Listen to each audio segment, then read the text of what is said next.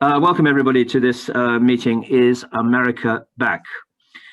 My name is Christopher Coker. I am director of LSE Ideas, which is the foreign policy think tank of the London School of Economics. And I'm delighted to introduce our speakers today.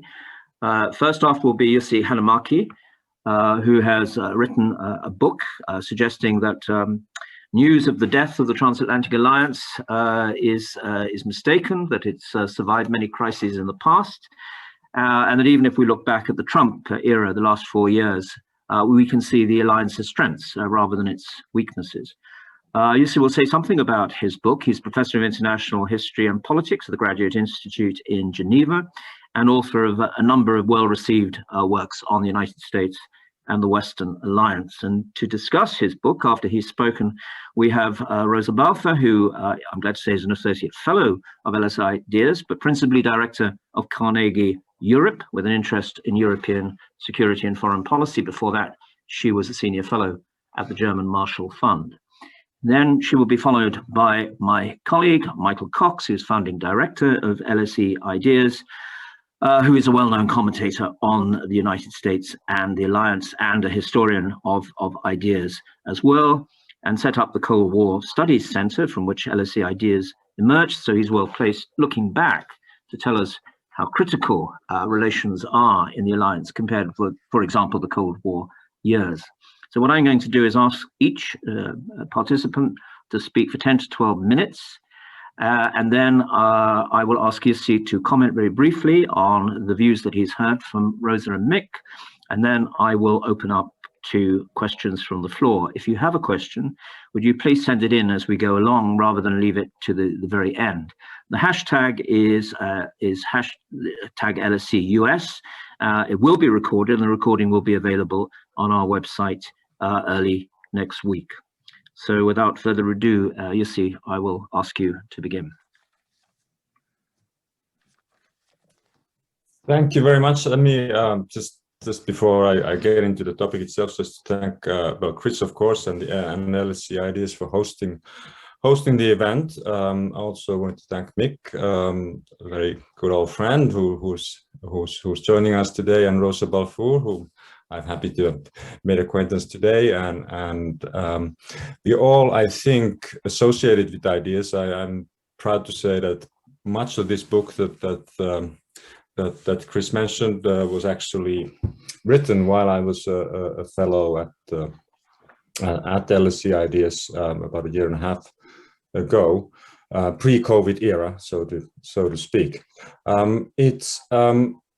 The book, just in case anybody is interested, is called Pax Transatlantica. So it is a take on Pax Romana, or whichever, or Pax Britannica, if you will, with the subtitle America and Europe in the post-Cold War era. It's not, I would love to show you a hard copy, but I don't have one, because it is actually hitting all good bookstores as of early next month. So it is Oxford University Press. So I hope some of you will find it perhaps amusing to have a look at some point in the future.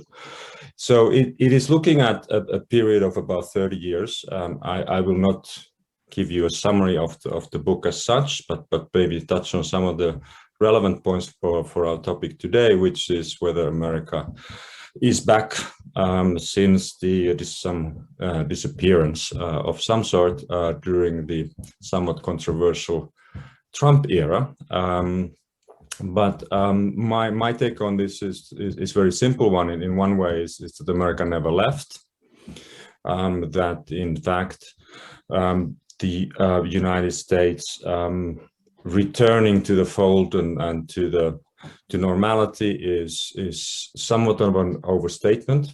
That the United States, the role of the United States did not suffer it was not in a black hole for a 4-year period that has just passed. And I'll make a couple of points on that. Obviously, I'm not going to say what if the result of the election in November would have been different, what would have happened. I cannot tell you that. That's something that we can maybe even discuss and speculate on at some point in the coming hour and a half.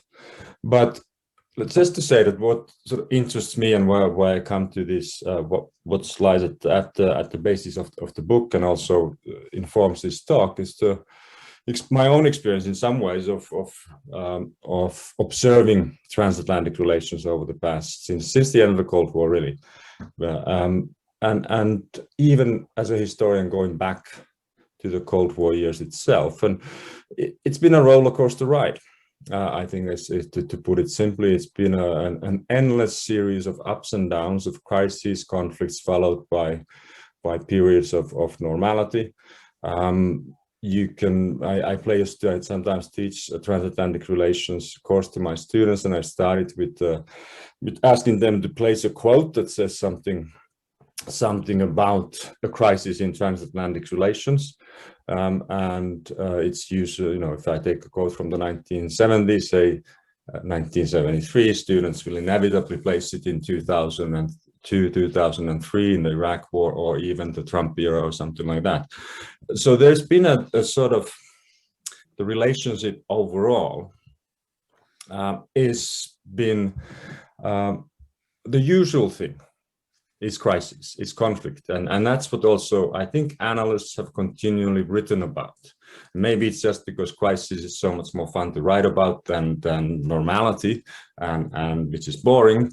But there is this sort of crisis mentality that is covered, I think, writing about transatlantic relations for a number of years now. And if you go and look up your bibliography on the topic and do a little search, you will find that conflict and crisis and this and that will be the most common reference point in most of these articles. So my idea was to really think about, well, so what if it's a been crisis, there's been conflict, and yet things seem to be quite smooth in any number of structural levels, and there's been great successes in any number of things in terms of the transatlantic relationship itself. And I just want to make maybe 3 points to sort of which are in some more detail covered in the book, but maybe in terms of how they relate to this more recent history of the transatlantic relationship and the sort of doom and gloom that was very evident throughout the time since 2016, really, and was also evident very much last year during the COVID crisis, and as it hit the world in the spring of 2020. So my first point has to do with NATO, which is usually the optical lens that we look at the transatlantic relationship. And of course, if you look at the rhetoric on the last few years, we think about Trump and his comments about the obsolete nature of this alliance. I think that those are very, very well known, and that prompted a sense of crisis, his attacks on people like Angela Merkel and others. And of course, then on the other hand, we also had in 2019 President Macron, who would come out and tell in an interview that the NATO was brain dead and it didn't have a strategic sort of purpose or meaning anymore. And so there was this constant sense of, is NATO going to disappear? Is it becoming obsolete? Is America going to leave NATO, leave the Europeans on their own? And yet, on the same side of the debate, there was this constant discussion and pressure on the magic 2% defense spending target, and which it turns out that in terms of what happened between 2016 and 2020 and had started to happen already before that, is in fact the Europeans had been starting to spend a bit more on defense. And so that sort of, to me at least, indicates on the European side very much the sort of desire and the need to meet expectations coming from North America, in this case from the United States, not only from the Trump administration, but the preceding administration as well, of doing more burden sharing, so to speak, in that regard. I'm not sure if the 2% defense target is a very good sort of analytical point on this, but it's sort of symbolic of the back and forth between across the Atlantic over the years. So that's one thing that you see in effect, if looking at it from the US perspective, and you could argue, and some have argued, and Trump himself has certainly argued, that this was just a way of putting pressure, of making the Europeans indeed pay a bigger share of the collective defense bill for NATO. And yes, to some extent, of course, this was indeed taking place. The other point about NATO that I think sort of underlines also the longevity of the alliance and the fact that it's not exactly in death throes at this point is a very simple fact, which is that NATO kept growing even in the Trump era. In 2020, admittedly small North Macedonia became the latest NATO member to join the club of 30. So it sort of begs the question: if there was a major crisis, if there's some existential problem for the NATO alliance, then why are Europeans paying more? Why are other countries joining NATO and so forth? To me, it's simply, even in this atmosphere of crisis, atmosphere of transatlantic bickering and so forth, the structural importance of the NATO alliance for both Europe and, I would argue, the United States remained quite evident. What we see also, of course, particularly in 2020, and is that there's a disagreement about what is the threat facing NATO. And I think where the Trump administration was doing something that goes probably beyond NATO is they were trying to build up to China as the latest menace that requires cohesion within the transatlantic alliance. So that, again, I think is a sort of classic case of where some of the geopolitical priorities and so forth among alliance members are not clashing, but there's disagreement, and not for the first time. So in that sense, that one could argue in some ways very little actually changed in the context of the Trump offensive on NATO. Now, my second point has to do with economics, about integration, about trade, and so forth. And of course, this is another long-standing issue in transatlantic relations, is that there's always some kind of a trade spat going on. There's some disagreement about tariffs, about trade terms, whether it has to do about importing bananas somewhere, whether it has to do with Boeing and Airbus, and taking that particular case to the WTO. There's complaints and concerns about protectionism rising, and of course Trump is famous for America First. He's famous for making the case that perhaps less so on Europe and more so on China, that there had to be some kind of fairer terms for the United States in this regard. The TTIP, the Transatlantic Trade and Investment Partnership, was probably dead already before Trump was elected, or at least on hold, so to speak. But of course, any further discussions about in that regard were pretty much put on ice for the Trump term. So that's all bad news. That all seems to indicate that there's something terrible is happening in terms of transatlantic economic relations, and yet at the same time, certain things never changed. The fact that the transatlantic economic space, so to speak, remains the biggest concentration of wealth on the planet. Obviously, never changed in the Trump era. The fact that while China is the major importer of manufactured goods to both the United States and to the European Union, is of course true. At the same time, in terms of exports of goods, United States exports more to Europe and United States to Europe than either do anywhere else. The fact that the services trade across the Atlantic is massive. It's about 1/3, or I think, of the overall overall trade figures. And in contrast with services trade with China, it's the gap is absolutely massive.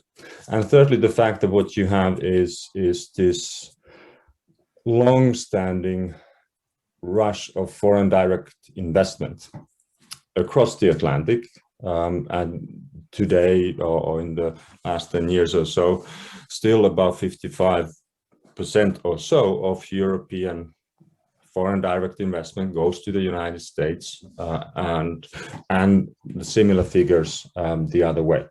So there's something structural that is strong and not timeless, of course, but something that held up even in this atmosphere of all this talk about protectionism, of America first, of abandoning trade deals, and so forth. So that again, then one would argue that some of the coming United States coming back is perhaps an overstatement in this context. Now, the third point I'm going to talk about just very briefly, it has to do with politics. And that's, of course, the fun part. That's where and in particular, when we think about populism, when we think about things that you may have heard about, like Brexit and so forth. This is where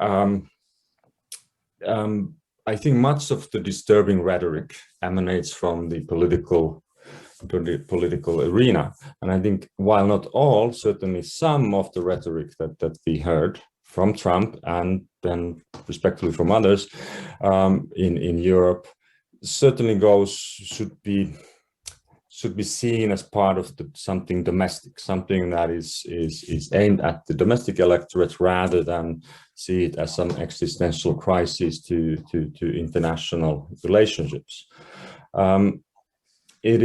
Populism is a phenomenon to many of us is, of course, very disturbing, at least the way we have been discussing it in recent years. It's also a phenomenon that is virtually timeless. As long as there's been some form of democracy, there have been so-called populists. We can go back to ancient Greece and ancient Rome and define examples if you want to do that. It's something, in other words, very, very long-term. It's a constant feature we can see in American politics, whether we think about populists as, the term America first, of course, goes back to the 1930s, but it's also a transatlantic phenomenon. It's the underlying point that I make in the book, and what seems to have, when we think about the last 5 or so years, it seems that much of the same kind of rhetoric, same kind of political tactics or strategizing seem to be going on across the board in the United States and in many, many countries in Europe. My own country, I'm from Finland, of course, and it's true Finns who were the sort of the equivalent of the UKIP, I guess, in the UK, or the Front National in France, or the Liga in Italy, or any number of these types of parties. Then we could see that some of that sort of messaging that comes from those parties is not that different from the messaging not only of Trump, but before Trump, say, the Tea Party, and so forth. So my point is not that this is necessarily a phenomenon that should make anybody sort of feel warm and cozy about what is being said, but simply to say that it underlines in some ways how the political systems and the political messaging are quite similar. More similar, I would argue, to in the post-Cold War era than in the Cold War era in some ways. That the juxtaposition that we've seen in recent years, in particular between the sort of nationalists and populists on the one hand, and then the establishment or the more I don't want to say neoliberal in any way, but the sort of internationalist, the liberal internationalists, I guess, is perhaps the more appropriate word in this context. Now, that kind of juxtaposition is something you do see across the board in the transatlantic space. It seems to me that what that tells us, or tells me anyway, maybe not to anybody else, what it tells me is that there is something very, very similar in the political processes and the questions that people are asking and politicians are trying to answer on both sides of the Atlantic. In simple terms, Americans and Europeans are more alike than we often like to think. And we've seen this, I think, over the past few years, even in the context of phenomena like the Black Lives Matter movement and so forth. I could go on that, and we can perhaps maybe revisit that point and many others later on. Maybe I just conclude very, very briefly by saying that the other point that really hasn't changed, and I think that applies to much of this, and particularly to my point about NATO, is how much the United States still matters to Europeans. That we saw that last November so clearly in display. That, I mean, it was easy, of course, follow how the election count went, because we were in lockdown in most places, and so there was nowhere to go. But it was fascinating to me how important American presidential elections are for Europeans, in a way that you would never ever see Americans staying up in the middle of the night wondering what's going to even happen in the Brexit vote in 2016.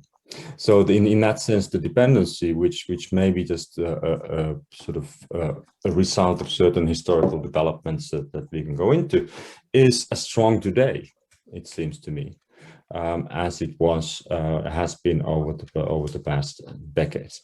And so, for all those reasons, for longevity of NATO, its growth, its success, for the economic integration process, that's this transatlantic phenomenon, similarities in political evolutions, I would argue, on both sides of the Atlantic. The simple argument in terms of our question today, is America back? To me, is that yes, but it never left. And I think I'll leave it at that, and then I'll be happy to come back with a bit later on to comment. Thanks very much, Jussi. Of course, Robert Kagan did argue 20 years ago, or almost 20 years ago, that Europeans and Americans were fundamentally different, from different planets, from Mars and Venus, which was popular at the time, but you might want to say something about that. And can I ask you a question to which you might wish to reply when I give you the floor again, but please don't reply now, because you may think you don't want to reply to it. It seems to me that the big difference between NATO, or the Western Alliance, in the Cold War and the post-Cold War period is that although all these crises that you quite rightly say have been there since the beginning, on burden sharing, who's carrying the burden, who's not, where the main threat is it Central Europe, is it Southern Africa, is it Central America? That was, if you remember, quite popular 30 or 40 years ago. And also whether the emphasis should be put on détente, or whether it should be emphasis on containment and defense. But they always agreed who the enemy was. There was only one enemy, and it was the Soviet Union, in whatever form the threat manifested itself. And today, of course, there is, I think, a fundamental difference between the European Union and the United States in terms of who they see as the main strategic threat, or systemic threat, to use EU terms, to themselves, but perhaps not. So you may want to address that. But let's go straight on to Rosa, please. Thank you very much, Chris, and thank you for inviting me. I enjoyed reading the book, and I appreciated very much the pairing of security and security economics and politics, and just drawing out the parallels and the similarities across the two sides of between the two sides of the Atlantic. I'm going to try and organize my thoughts around 3 points. The first is just try to think a little bit about where the transatlantic relationship stands now. What kind of juncture are we at? The second is about politics and democracy, and I have a few comments also on populism. And the third, I'd group more around the sort of international system and the challenges therein, in particular confronting the rise of aggressive authoritarianism. So let me just, let's start with where is the transatlantic relationship at this moment in time. And I agree with your basic argument that however disorderly, cacophonous, and sometimes litigious the relationship between the US and Europe has been historically, eventually it would, it would coalesce around a set of shared goals, shared objectives, shared principles and norms. And we are probably at a time when that constellation is coming back again. And we're also at a time where we need to see what's going to be done in practice, because we've heard a lot of words, especially from the US. This is quite clear. This administration has very clear messages. So we've heard a lot of words, but we need to see some action. But the thing that preoccupies me is that there isn't very much time, in the sense that the Biden administration is already a few months in. It is, there'll be, midterm elections coming up. We know the state of American politics is fragile and hugely polarized. So in 4 years' time, we could have another Trump or another Trumpism. And it's not so much a challenge, not necessarily so much a challenge for the transatlantic relationship. After all, Trump threatened and complained about NATO, but he didn't actually do anything to threaten its real existence. But there is a question of the degree to which the international system can be resilient in the face of repeated aggressions. And I think this is something that we need to look at. So where are we now? I said the Biden administration has quite clear messages, and we know that the overarching goal is to address the China challenge, which is seen, and there's bipartisan consensus that China's rise is per se a challenge.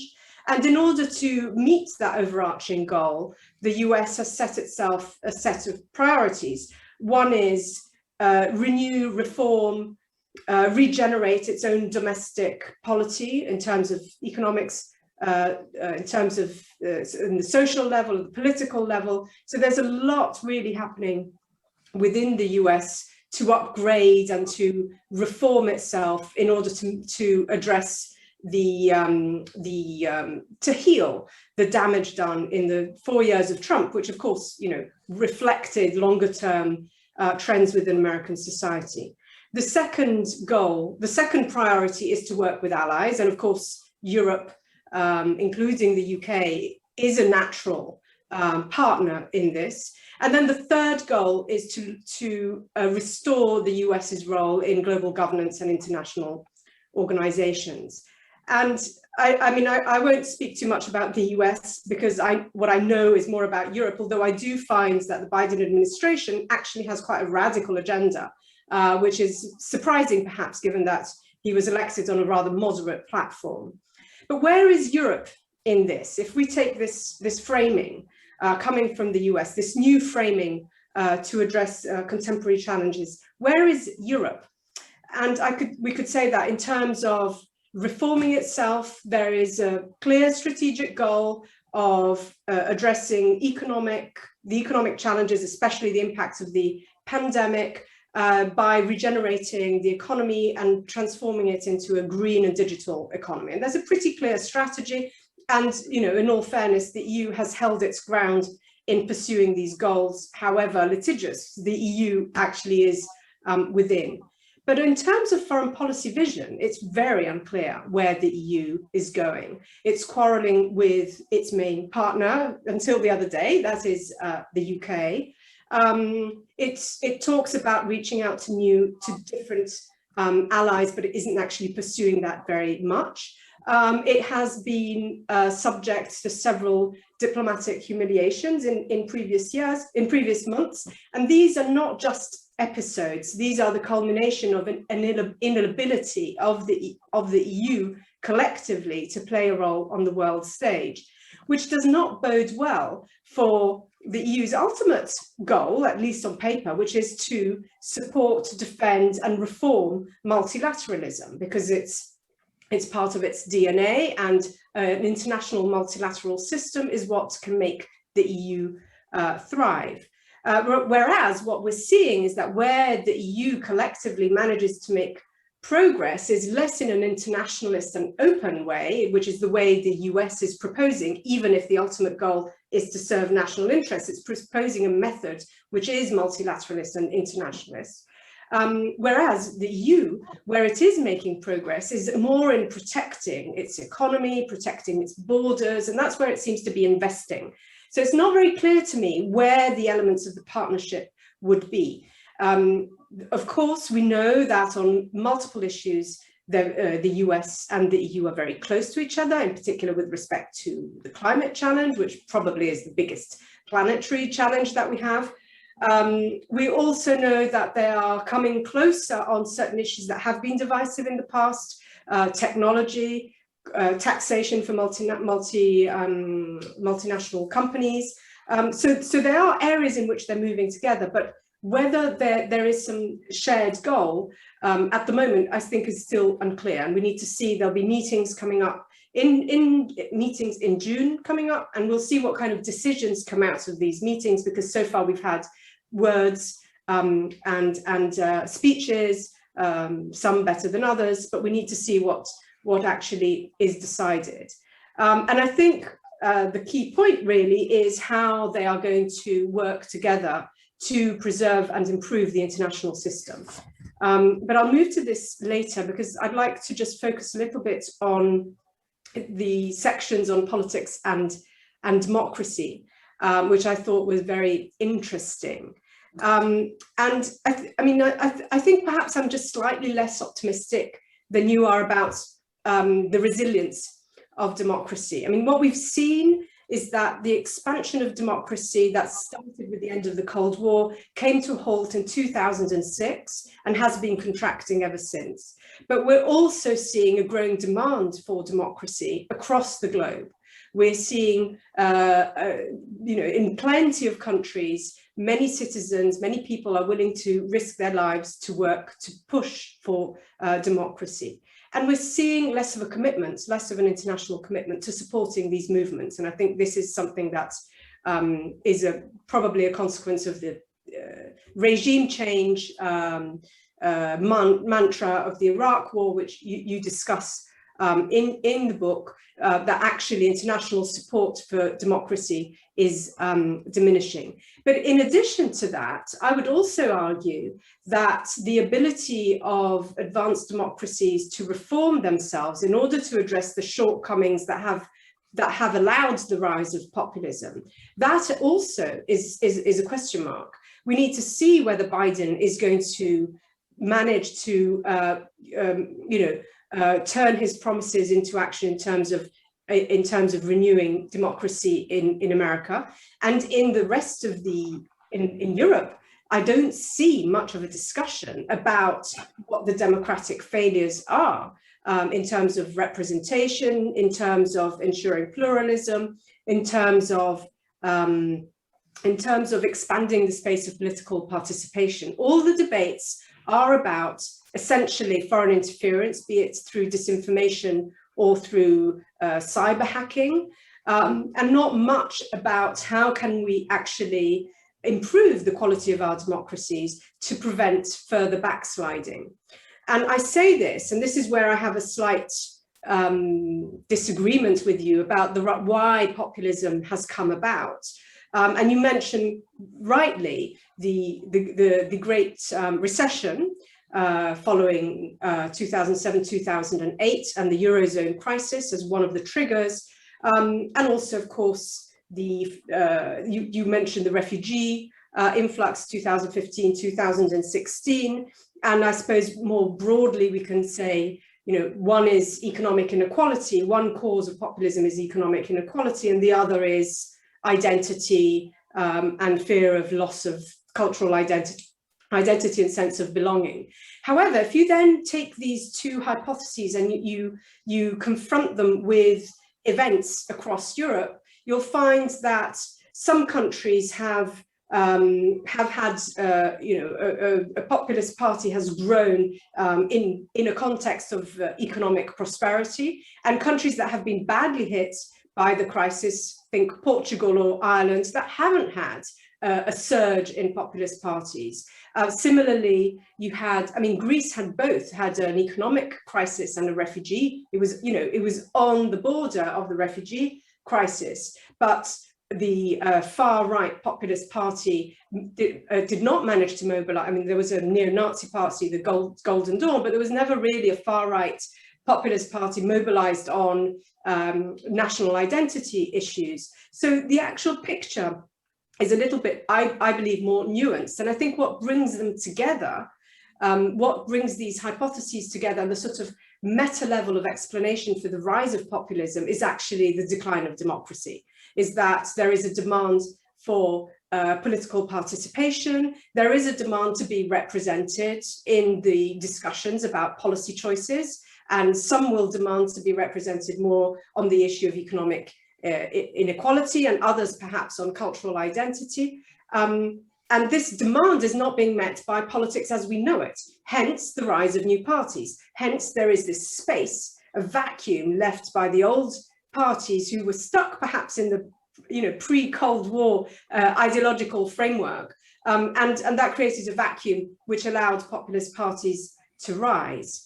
But I also think, whilst per se, if you look at sort of the classic definitions of populism, populism is not in itself anti-democratic, but it is anti-pluralist. And I think in complex societies, such as those that we have in Europe and in the US, being anti-pluralistic and not being able to negotiate complexity and embrace several voices de facto means a risk, implies a risk to democracy. And I think, you know, what we've seen in Hungary, in Poland, and in the US, and here I will beg to differ, I think also in the UK, I'll beg to differ with you because you don't see Brexit as a question of democracy. I do. I think because of this drift, we need to think of populism as dangerous to democracies, because the grey area between populism and authoritarianism is very grey. There's no real clear boundary. On this front, if I may just pose a question rather than a comment, just a question about, is this a transatlantic phenomenon? And I've always framed it as a phenomenon of advanced democracies, but I think we do need to recognize that there are populist leaders and populist governments elsewhere, and that perhaps should lead us also to question what our assumptions are. But again, I do think the risk is in the rise of authoritarianism rather than in populism per se. This leads me to my third point, which maybe I'll just make it a little briefer so that I give others the space to talk, to speak. And again, going back to, you know, are we at a critical moment and there isn't much time? I think, and I saw in the chat, there was already a question about the hijacking, the Belarusian hijacking of the plane.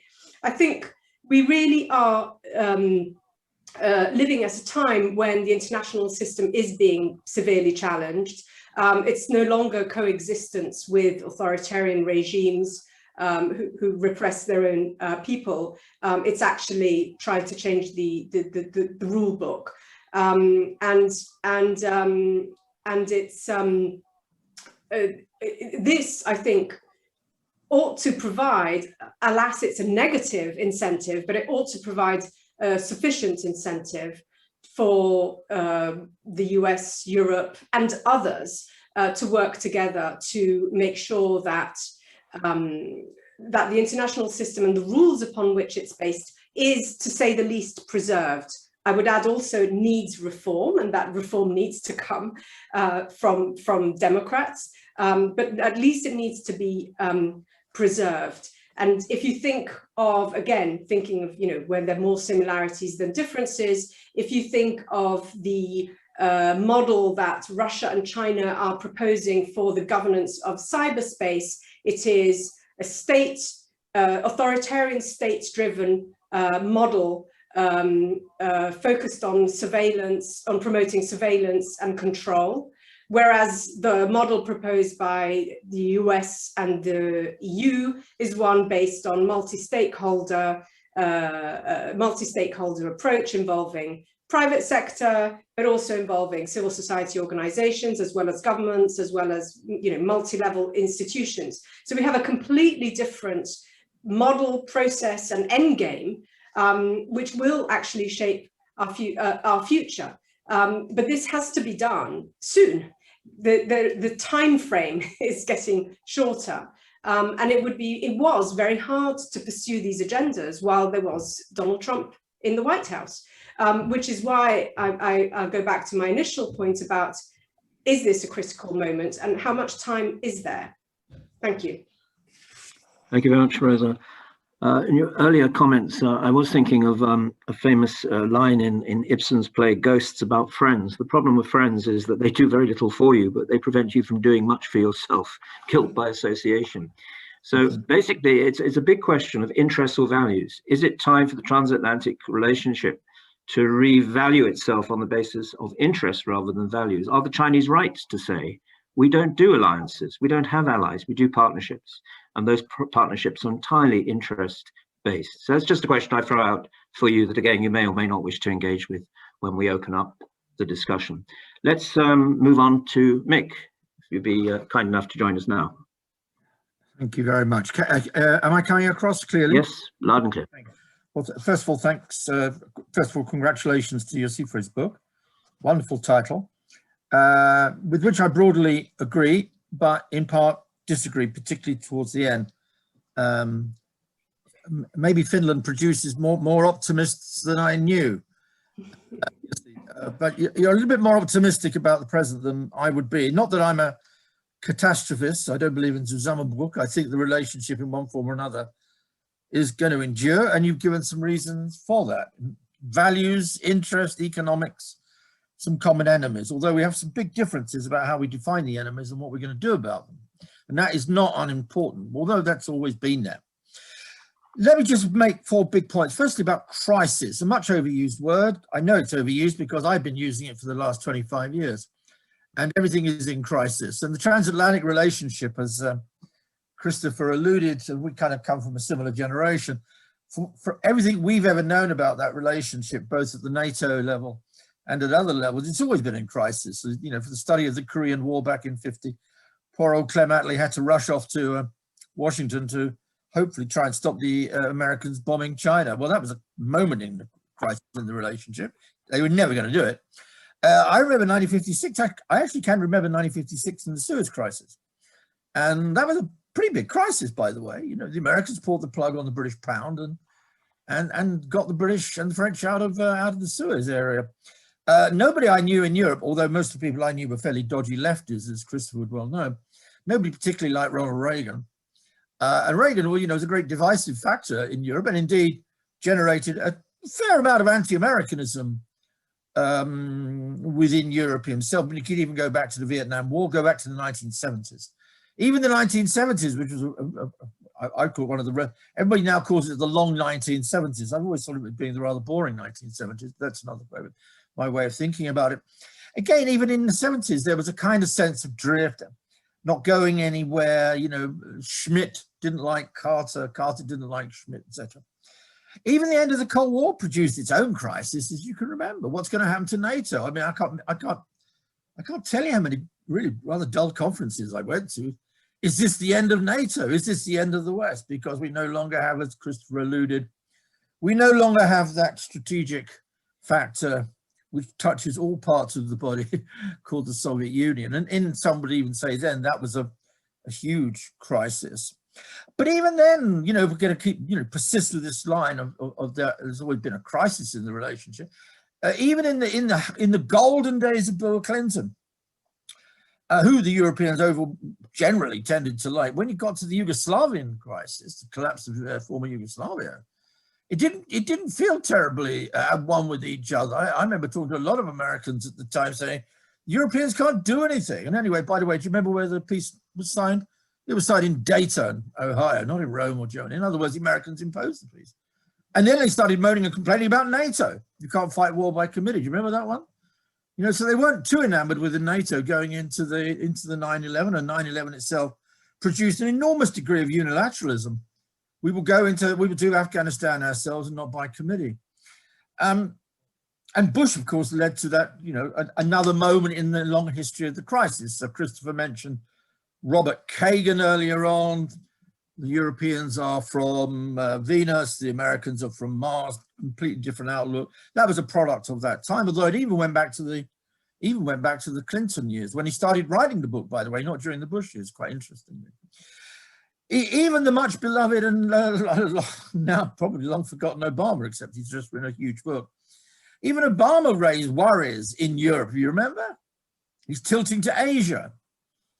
He doesn't love us any longer. Please come over. He was very popular in Europe, overwhelmingly, certainly in the Western countries and in Britain. But nonetheless, he threw up some questions. He was also highly critical, if you remember, after 2008, which Rosie mentioned, after 2008, while Obama and his advisors like Tim Geithner and others, Bernanke, were pouring money into the American economy like there was no tomorrow, kind of Keynesianism on steroids. You know, the Europeans were going for austerity, particularly Germans in Germany, and the Americans were very unhappy about that. So when we get to Trump, the question is Trump part of a great tradition of crisis, or is he the anomaly?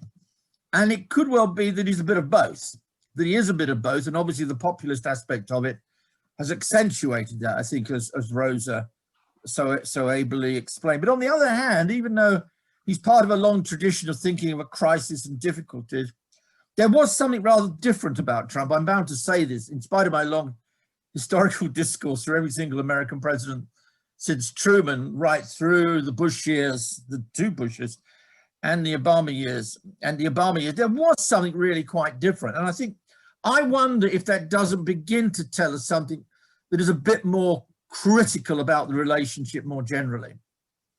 That's the question I think I'd throw your way, you'll see. You know, okay, Obama said I'm tilting to Asia and the Germans are not being good on economics and austerity. They didn't like Schauble. But nonetheless, Trump was really something really new, even if he stood in what I call the long tradition of there always being a crisis. You know, nobody else before had ever asked questions about Article 5. Nobody ever said NATO may be obsolete, even though he didn't do anything about it, but he said it. You know, and he regarded the EU as a competitor, not as an ally. And indeed, in general, you remember what he said about Brexit. Brexit is, you know, this is me. And that was not accidental. I think he was looking for the disintegration of the European Union. You know, there's no other way of interpreting his words. He supported Boris Johnson, and Boris Johnson, by the way, who now wants to forget it, supported him very, very strongly indeed. So I just want to raise one big question to continue the conversation, which has been started by you, Jussi, and you, Rosa, on. Trump, I think, does represent part of a tradition of crisis, but there's something fundamentally different about what he represented and constituted in it. And let's be honest, secondly, you've counted the number of votes he got in 2020. It's just 74,200,000 or something, you know. He got 10 million more votes. Now, I'm not saying that's because of his European policies, all sorts of other reasons. But Trumpism, and I think there is a thing called Trump, has not gone away. It is still there in the DNA of American politics, and let's face it, you know, it could come back again. And by the way, Trumpism is deeply embedded in the American political structures now, into the Supreme Court, into a number of governors across the United States. Think how many Americans today, Republicans, still think that the election was stolen. So looking at it from the American side, which I'm doing more of, I think we've got to be very concerned that Trumpism has not gone away. Trump may have not gone away. He's still the most influential Republican that there is. Everybody's frightened to criticize him. And those who do, like Mrs. Cheney, you know, get booted out the window and out the door dead quick. And everybody read that very, very clearly. So, yes, I agree with you overall, you see, you know, I mean, the fundamentals of the relationship, and it's a very peculiar and odd relationship, I think, it goes on, yet it goes on. You know, we keep calling it out. It's a bit like American decline. We keep saying it's going to happen, but somehow or another it never does, in the sense that some people like Paul Kennedy back in the 80s said it might, and even I think I talked about this in the 70s. But yet it's not quite, it's declined to decline. And in the same way, I think the crisis declined to turn into something really transformative and disintegrative. We've got to ask the reasons why. And I think that's where your book is so strong, because it points out to people who quite often don't like to think that things could just go on and on and on. You know, the economics of it, the security, the values, all these things, history. You know, the fact that the United States has come back to Europe 3 times in the 20th century, First World War, Second World War, the Cold War, you know, all these things are really deeply significant. And so I'm totally with you on that, but I still want to raise that question of whether it's actually a more critical state now than it's been before. And I know I said this back in 2003 when Bush was doing Iraq and everybody was talking about a great collapse of the transatlantic relationship. But I just wonder if it's not a bit different now, this time round, and not just because of Trump, and maybe partly because of the reasons that were raised by Kagan back in his article in 2001, but maybe for other reasons as well. And I just want to think, what would those reasons be? And I'll say something about that very quickly. You asked the question, which I think was a great question, you see. The United States matters to Europe. Well, yes, of course it does, no question about it. As you pointed out very nicely, I always say, well, I always follow American elections, and although I like Canada, I never follow Canadian elections for 3 weeks and then stay up all night. But I do this with the United States. You know, I think we all do. And we know why it matters, you know, simply because the power of the United States and what happens in the United States therefore affects us all, not just in Europe, but across Asia, Africa, and the rest of the world. It tells us a hell of a lot about American power, but we are obsessed with it still. Come on, that's the way I kind of take it. And certainly in Europe, USA matters to Europe. But you also, I think you could reverse that question, and I'd answer it in the following way: Europe matters to the United States as well. You know, I think this is really very important to make this point. You know, deep affections for the United States in many ways, but I think an understanding that when they do stuff, they don't do stuff just out of the, you know, out of the beauty of their hearts, or because they like Italian food or French wine, or British accents, or British actors and actresses, or whatever else. You know, they do it for pretty tough-minded reasons, and I would say there are 3, and I think they remain pretty constant. Without Europe, I call Europe America's offshore base. You know, it's America's offshore base. Think throughout the Cold War without Europe. I mean, it's in some ways you could say that the United States cannot be a superpower without Europe, because it gives it that extended global reach, and that has continued after the end of the Cold War, as important as it was during a period of a divided Europe. Not just strategic, not just economic, but it's a sort of sense of what it is as a global power with global reach. And of course, this then brings us on to the other thing, that they have more in common with the Europeans now more than ever. I mean, the truth of the matter is, you know, if you're sitting in Washington and looking around the world, you know, as Rosa pointed out so well, you know, you see a whole bunch of challenges to the liberal order. Some of them have come from inside the United States, some are coming from populism. But you see Russia, you see China, you see other authoritarian regimes in the world. In that environment, which is deeply, I think, deeply destabilizing and disturbing, you'll look for your friends. You know, the old argument, you keep your enemies closer, but you also keep your friends very close. And whatever the differences are, in that kind of critical environment, which I think is likely to become more critical as we move forward into the future, then a close relationship with the Europeans, however much you may disagree with them, all sorts of issues, is absolutely crucial. You know, in the end, you are going to phone up France, you are going to phone up the EU, you are going to phone up the Brits, you are going to phone up Berlin, you're going to phone up, you're even going to phone up Hungary, you know, because, you know, there's a certain alignment there which is not to be found with any other relationship. And it's more than just economics too, I think, although I think you're very correct to stress that. The other thing is, of course, America's a good hegemon, you know, does what all hegemons do, which is you try and manage your allies. And the more the United States has, you know, influence within Europe, whether for strategic reasons, economic, political reasons, reasons to do with values, the more it manages the internal affairs of Europe and its foreign policies. In a sense, to put it rather crudely, it stops Europe becoming independent as an independent actor with singing from its own hymn sheet. Now, that's where I kind of then bring my comments to a conclusion, and I'd be interested to hear what Rosa and you say, Jussi, as Christopher as well. is it now that Europe is beginning to sing from a bit more of a hymn sheet? Maybe Rosa's got some thoughts on that. What do we make of something called strategic autonomy? Is this just a nothing? Is this just a, you know, a little bit of fluff?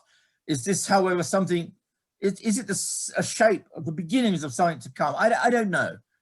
But it's not entirely irrelevant to thinking of how many Europeans, particularly the French and the Germans, I think, are starting to think of trying to do more by themselves. Now, I know that's been going on forever and ever and ever and ever, but Trump, again, delivered a real worrisome blow to the idea you can depend on the Americans. And if Trumpism has not gone away, then there's still a sense in Europe that you're not going to be able to depend on the Americans over the long term. Actually, if you see the response to Biden, just going back, because I did a fair amount on this, I've just written about this, it's quite interesting. Yes, thank goodness Trump has gone, you know, break out the champagne, break out the Prosecco, break out whatever you want to drink. Yet, there was pushback. You know, it wasn't just, oh, it's wonderful to have you back, America's. No, there were questions asked, you know. There's still worries that Trumpism may be much more deeply embedded in America, and that Trumpism is more than just one particular person. It does reflect something more problematic for making your own security depend on a country which you think may not be reliable over the long term, or may have domestic problems which are not going to allow it to act in the ways that you want it to act. I'd also throw in one final point here, Christopher, because Brexit has been mentioned, and I can't not mention Brexit. I think Brexit is quite a large defeat for the Americans. I mean, nobody talks in those terms, but let's remember why they wanted the British inside the Europe in the first place, in the EEC, inside the EEC, and then in the European Union. You know, I'm not going to kind of start talking of Trojan horses, but the idea of having Britain inside the camp at the top table, with largely agreeing with the Americans on most issues, on trade liberalization, enlargement to the east, which the British and the Americans were very much at one on. A whole bunch of other, the Brexit vote from that point of view, and I've written about this, I may have overstated it as I normally tend to do, but I think this was really quite a major defeat for the United States. I think it's going to raise all sorts of problems for Britain. And I think that therefore gives America less leverage inside the European Union as well. My very, very, very last point is really about Germany. I don't want to go on about this too much. But and again, Rosa, you'd have a much better sense of this than me, I'm certain. But it does seem to me that the kind of arguments between Germany and the United States now seem to be almost unresolvable. Maybe I'm wrong. Maybe I'm wrong. But the whole thing about Nord Stream, the gas pipeline, I mean, you know, there's a huge reservoir wanting to do it in Germany, and there's a huge dislike of this inside the United States, almost like it's become a touchstone of loyalty to the US. So I just wondered about that one as well. The final point I worry about, really, this does give me, I wouldn't say it keeps me awake at night, but certainly makes me worry. If Bidenism fails, if Biden is to fail, what comes next? And you know, I'm not making a prediction. I think Biden has done some pretty good things. I didn't like his decision on Afghanistan, but put that to one side. Nonetheless, if Bidenism fails, then I would worry a great deal about the future. Whatever the strengths of the relationship, which you bring out so well in your book, you'll see that would worry me a great deal about the future. So thanks again for your book. Thanks for Rosa's comments and Christopher's, as always, wise words. Thank you very much, Mick. And I'm glad you mentioned Afghanistan, because you're the only person to have done so far. I disagree with you violently on that. I think that Biden's decision to leave is 20 years too late. And I'm delighted he's not reinforcing failure at the wish of his generals, who promised to deliver a victory they could never actually deliver. But it does bring us to the idea that of your old friend, John Eikenberry at Princeton, has said that we have to move from liberal internationalism to defensive liberal internationalism. We have to start building back. Rosa touched upon this, and so did Jussi. Because of populism, because of Brexit, because of other things, we have to start building democracy back up at home, rather than thinking we can export it abroad. And in his first speech at West Point, Obama did tell the cadets, 2009, but the nation I want to build is my own. and it's desperately in need of rebuilding. But it raises the question, how important is the United States? And you did, Nick, use the term superpower, which I think is not a helpful term, because I think the United States is no longer a superpower. It brings to mind people like Steve Walt and others who say that the real problem the US has is facing that reality, that it's no longer a superpower, that it's living in a post-hegemonic world. It's no longer the hegemon. And I'd like to ask all the participants here what that post-hegemonic world means for the alliance, and particularly the critical relationship. You're quite right, Meg. The America's most critical relationship is with Europe for all sorts of reasons that you touched upon. But look, we have quite a few questions, and I'd like to open it to the floor. And I'd like, first of all, Jussi, for you to reply to what you have heard from Rosa and from Mick. And then I'm going to go straight through to the floor. And Mick and Rosa, you can come back on some of the questions I asked or any other points that come into your mind when we come to the Q&A session. So over to you, Jussi.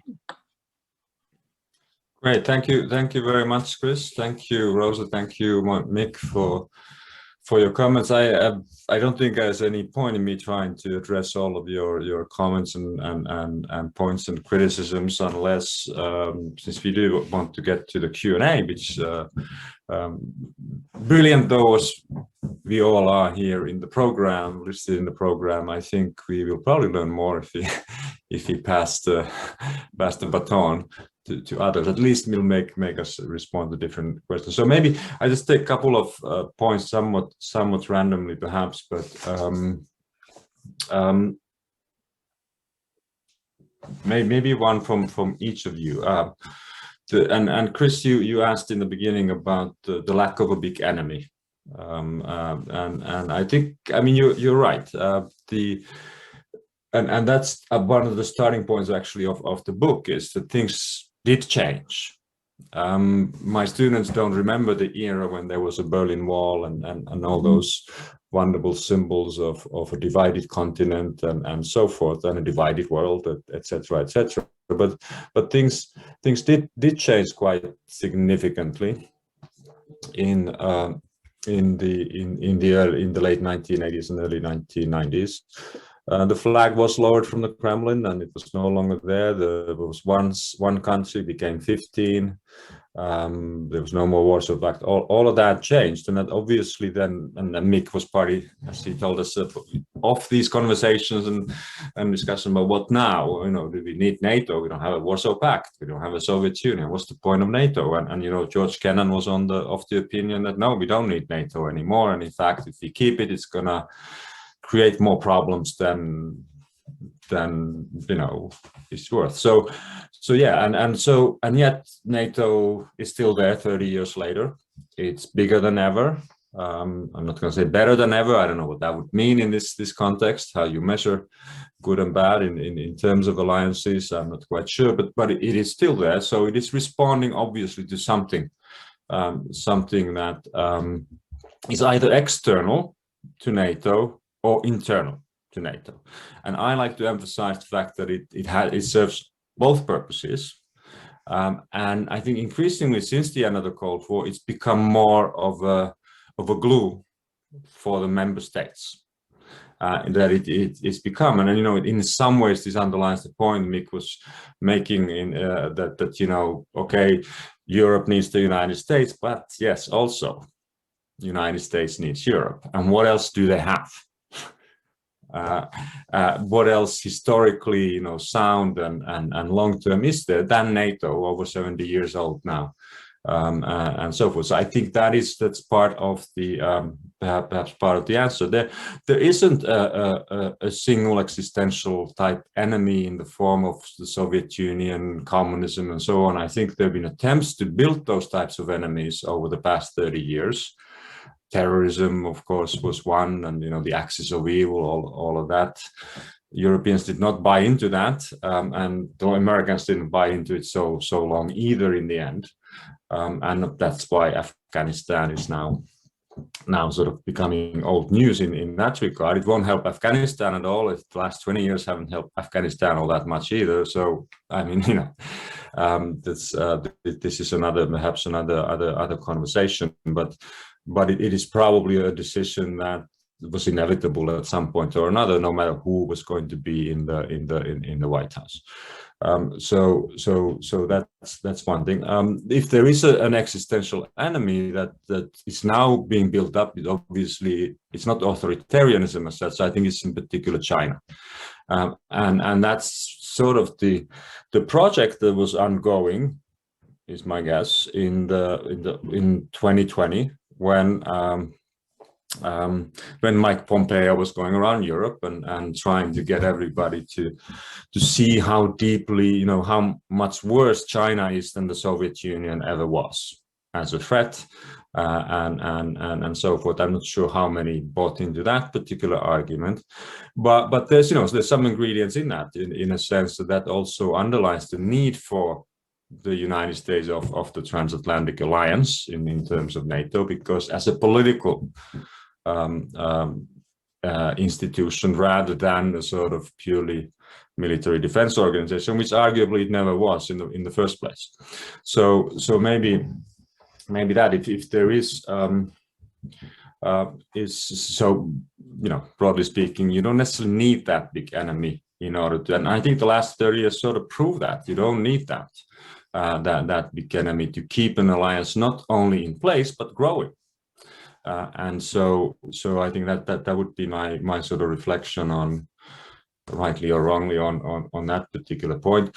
Now, I think both Rosa and Mick think I'm much too optimistic about where we are, that this is an urgent moment.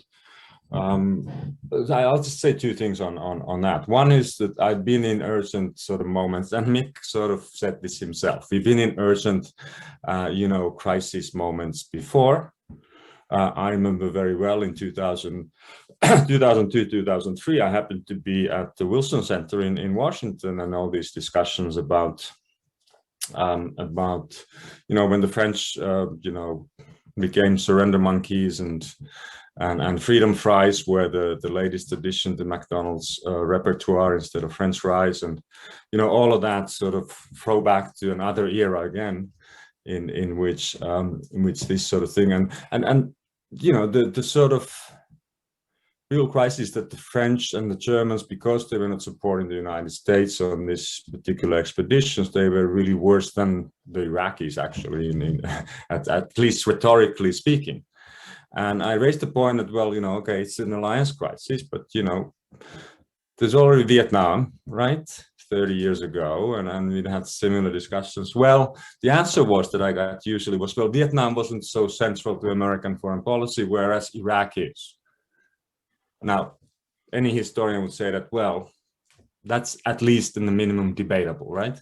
So that would be one point to sort of, if not to say be optimistic, but certainly don't be too pessimistic about these sorts of things. And the other point about the argument I think that you have about being pessimistic relates really to the political evolution, if you want to put it that way, Trumpism, as you pointed out, as we sometimes call it, or the sort of populism a la, I don't know, from UKIP to Front National to Liga to whatever, which is to me that's a phenomenon. It's whether or not I see it as a danger to democracy.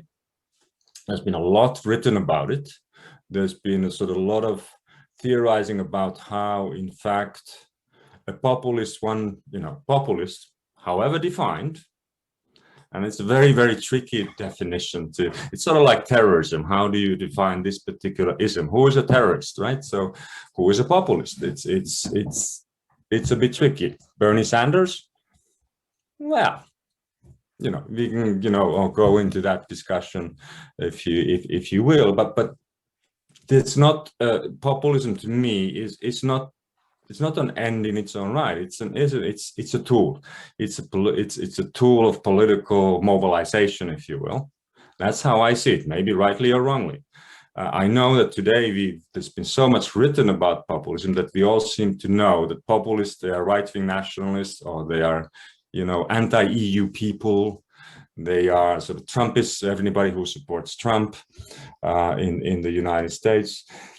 I think it's should be rethought. What we simply to one extent what we think about it.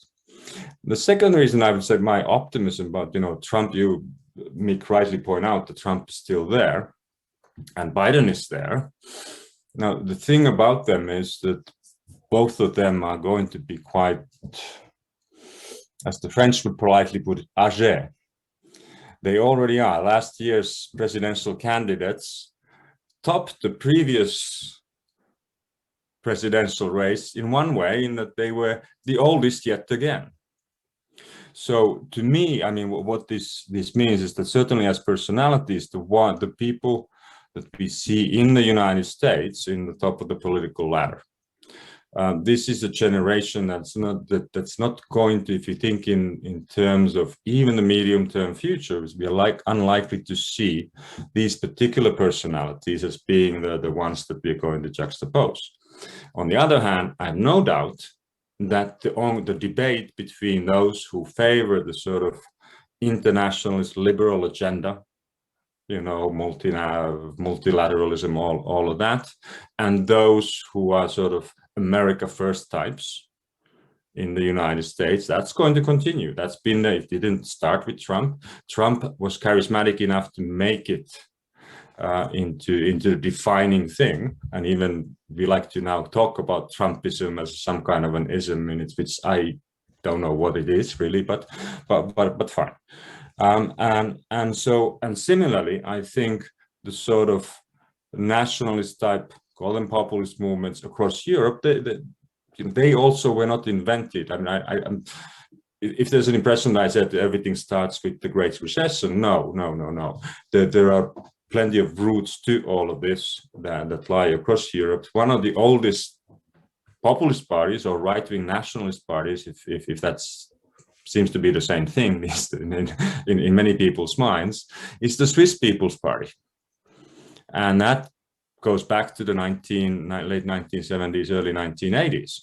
And, it was very much the sort of bunker mentality, build walls or rather keep the mountains high around Switzerland so that you don't get all these migrants coming in. So it's, there is that sort of, and it's always been attractive.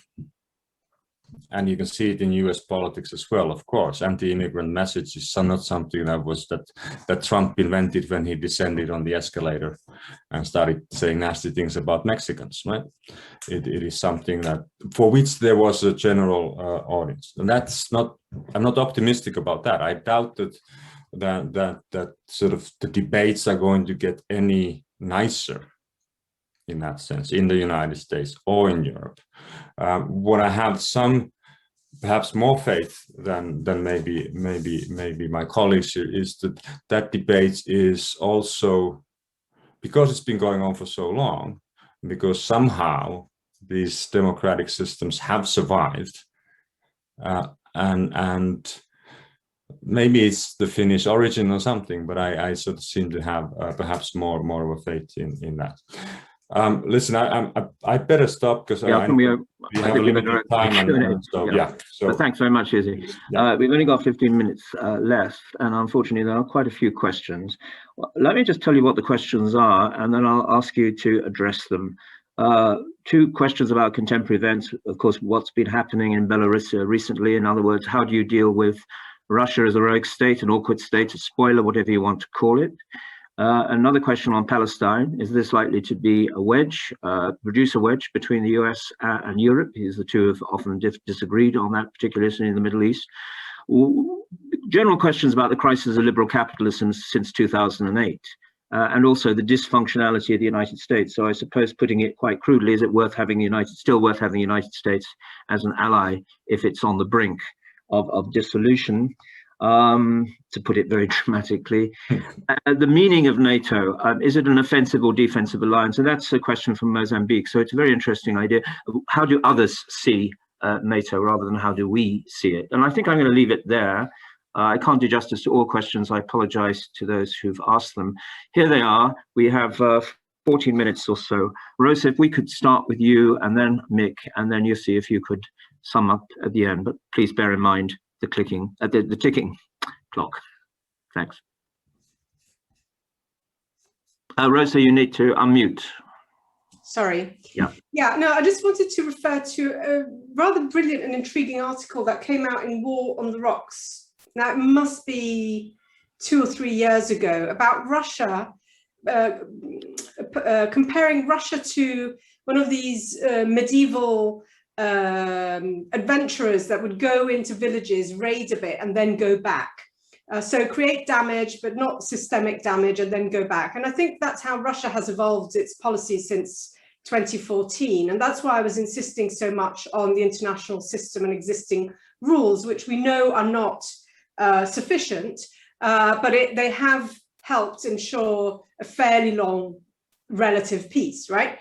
And since the annexation of Crimea and the limited pushback that this event has had, I think, some states are playing around, and with the Trump years being a great enabling period, some states have been playing around with borders, with other populations, with international law. And I think that's basically the big challenge that I wanted to point out. Let me just take another quick look at the the hijacking of the plane by Belarus fits in this. To what extent do Europeans and Americans want to actually really push back on this and say this is a red line that cannot be passed? And I actually don't know the answer yet, because at the same time, the US and Russia have planned a summit, and the US is being quite pragmatic with respect to Russia, because China is actually the most important goal on that matter. What else? I don't think there was a question about the US. I don't think the US is on the brink. And I do think, and having worked, it's 6 years now that I work, Carnegie is a global think tank, but headquarters are in Washington. And before I was at the German Marshall Fund, which is an American think tank with many offices in Europe. I have direct experience of how Americans can bounce back and they can reinvent themselves rather quickly in ways that I think are not part of, we're not used to that sort of frame of mind in Europe. So I think the US's capacity for renewal is very strong. So I don't think the US is a partner on the brink. I do think that ultimately the reason for which we're in the current predicament is also because, as part of the hegemonic space, we haven't thought attentively and sufficiently to the rest of the world, and we haven't thought of multilateralism in an inclusive way. We haven't thought about it in a participative way, and now we're dealing with the hubris that this has caused, and that's why dealing with Russia, China, and others is complicated. I'm not sure I've answered all the questions. There were quite a few of them. There's one on Palestine and the Middle East generally. Well, again, Europe has changed its position, really.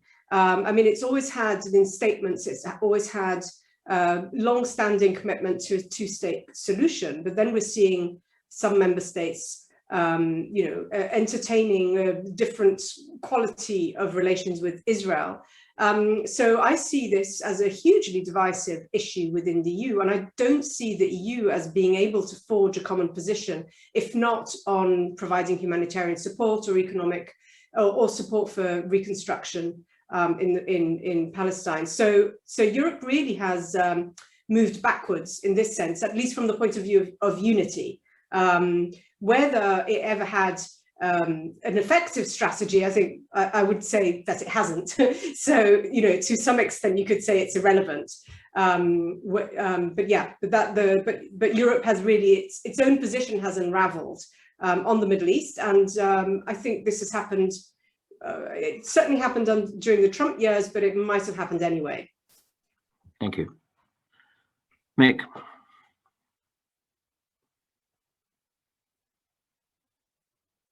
Mick, are you there?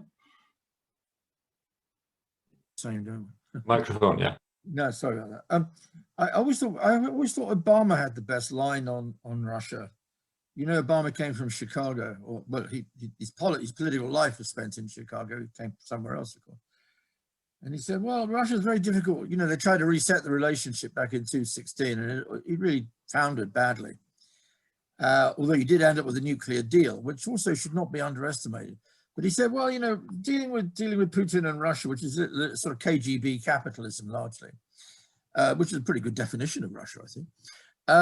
It's a bit like dealing with a Chicago-style gangster with three differences. One, they got nuclear weapons. Two, they got oil. And three, they got a veto at the United Nations.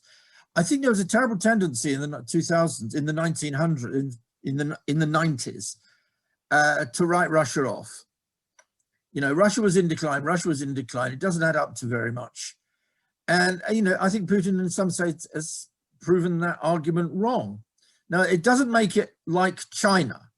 And therefore, the problem that it presents for the West is very, very different, as Rosa points out, to the difference that China represents. Because basically, China's got a lot of money, a lot of manufacturing, and a lot of technology, and has moved beyond oil to underpin its budget. And to some degree, you could say it also acts a bit more cautiously, to say the least, than does Russia. But I just don't know what you do with Russia, to be perfectly honest. Because what you do, if you take Obama's kind of definition as being as close to something called the truth, then how do you deal with a Chicago-style gangster? Because it is slightly gangsterish behavior. How do you deal with that? You know, I mean, you used to lock up gangsters or put them away somewhere or bribe them to stop. And I'm very pleased, however, that the United States is still keeping open some door to Russia. And I think this is going to be the biggest challenge too for the Europeans as well. How to maintain and sustain unity towards Russia when there's clear differences within the European Union on Russia. And I think managing that relationship is going to be very, very difficult because Russia doesn't make it at all easy. On the question of NATO, in a sense, it's a double-edged answer to the question. To those who argued for NATO enlargement, it was an expression of self-determination, and it was an expression of a defensive alliance of like-minded democracies to bring them together because they didn't want partnership for peace because that was the halfway house that nobody wanted to be in.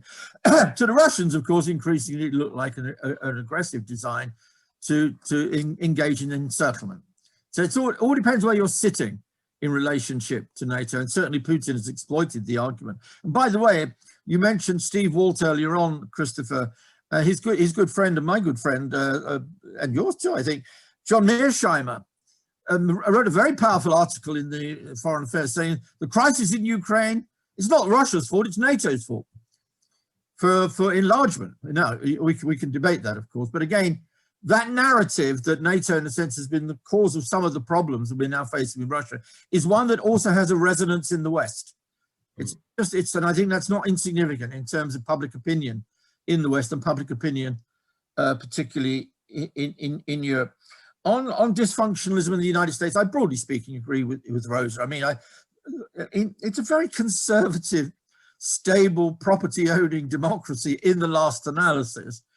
You know, the 6th of January 2021 is not America in the totality. You know? And so therefore it has very, very deep sources of stability and order. You know, one of the most religious countries in the world, you know, I mean, people, you know, they buy into the flag, they sing the national anthem. It's got a huge capacity for socialization. So but what does worry me is the phenomenon of Trumpism. I think it is still there. And it can come back to bite the situation. That's why I'm saying I'm worried that if Biden fails, then Trumpism walks into a vacuum, and that vacuum could be destabilizing for policymaking in the United States, even though I don't see the United States itself disintegrating. Far from it. There are many other questions on Israel. Obama tried to take a more even-handed approach and got stung for it politically back in Washington. And that all got locked into the whole Iran deal as well. You can't leave that out of the formula because for Israel, Iran is the key question. And in some ways, I'm not sure one's going to see any big changes in US policy towards Israel, towards Iran. And I think that there's the continuity as well. So I think that's all I want to say. Chris, you may want to come in. No, thank you very much, Mick. Jussi, would you like to just say some concluding remarks? Yeah, thanks. So there's lots of really good questions here on the Q&A on the chat, and I think Rosa and Mick already addressed a lot of them. There is the problem of Russia is sort of like the problem of Maria in, was it The Sound of Music or wherever that line is. It's you know, map is what it is. I know this coming from Finland, so you know, you can't change the map, and you can't change history. You can't change certain things that have happened. I think there is disagreement, of course, among the 30 NATO members about how to address that, and that can depend. You know, Finland, by the way, not in NATO, so it's not out of this discussion to some extent. But obviously, I mean, this is the big question, because NATO still is the Atlantic Alliance, and its main member states are in Europe. And of course, given Ukraine, given all the things that have happened, given the hijacking, as we now call it, or the forced downing of an airplane to get a dissident out of a plane and put him in jail. Sort of talk about gangsterism of sorts. You know, those types of events. They obviously remind everybody about what's going on. You know, the Crimea is still an unresolved international legal issue. I mean, there's clear lines of argument, but what you're going to do about it? Is somebody going to go to war for that? Not anytime soon, I would imagine. So it remains a huge issue, and of course, in the end, I think ultimately, the relationship of NATO with Russia will, again, I come back to the point of the United States being in many ways, if not a hegemon, then certainly a decisive player in all of this. So yes, so Vladimir and Joe will meet in my current hometown, Geneva, next month. We don't know what's going to come out of it, but again, this is a sort of one of those things that also is shaping, I think, concerns and about Russia and how it is. I think Mick is absolutely right about sort of how that narrative has been played out, especially in Russia, of course, to say that there's this new encirclement that's happening, hence we have to defend. So there's that. I think overall, I come back to the point of being a relative optimist. I think it's great that both Mick and Rosa think the United States is not going to be in a civil war and collapse anytime soon. I think that, so I don't have to repeat that point. I think today it's just to maybe his last words, just to thank everybody for coming here. I think